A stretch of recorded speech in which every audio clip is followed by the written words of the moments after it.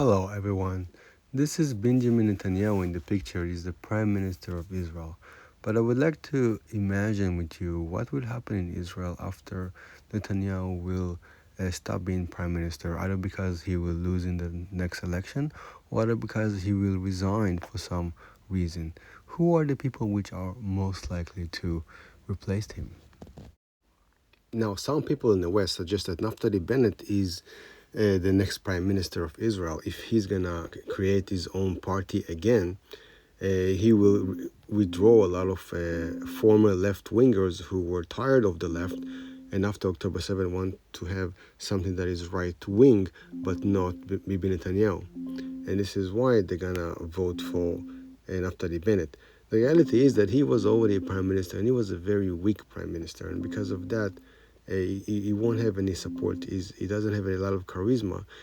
By the way, his opinions are very similar to Bibi Netanyahu anyhow. So his chance of becoming the next prime minister are actually very low. The next person in line is Gidon Saar. He's a right winger, a solid one. He's also supporting of a judicial system overhaul. All right, it's just that he's not very charismatic, and most right wingers and even centrists don't see him as a very strong leader. By the way, his second in command is Elkin, and Elkin is actually much more accepted than Gidon Saar. So, but because of that, because those two are going together wherever they're going, they actually have a very good a chance to become the next prime minister because they are right wing, but they are not Bibi Netanyahu, and they are for the judicial reform. So their opinion and also their lack of connection with Bibi Netanyahu is actually giving them a very good chance to become the next prime minister. Next is Avigdor Lieberman. He's the leader of the party Israel is Our Home. Usually, he represents Jews of the former Soviet Union. He's a solid right winger. He's also very harsh when it comes to in regards to the ultra orthodox. He demands that they're gonna join the army at any kind of condition.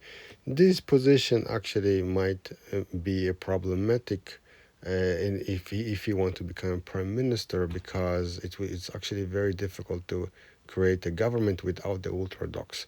So his position actually, even though it's very appealing for many secular Israelis, his opinion of that is not pragmatic enough might be a problem for him. Now, the next person is considered to be the least possible person to replace Netanyahu, but surprisingly, he's actually have a very big chance of replacing Netanyahu, because this is Yariv Levin. He is the Minister of Justice, and he is the man behind the judicial reform, the judicial system overhaul plan. He's the man behind that, and right now he's considered to be the heart of Israeli right. He's solid, hawkish. By the way, he was in special forces. He speaks Arabic, but he's a book man, and of course he's against the Palestinian state. Of course, he's actually really in support of annexation of Judea and Samaria, and other things. But by the way, his opinion about the Haradim is very pragmatic. So because of that, he's actually might be a good candidate to inherit Netanyahu and actually continue in a different level, much more right and much more hawkish.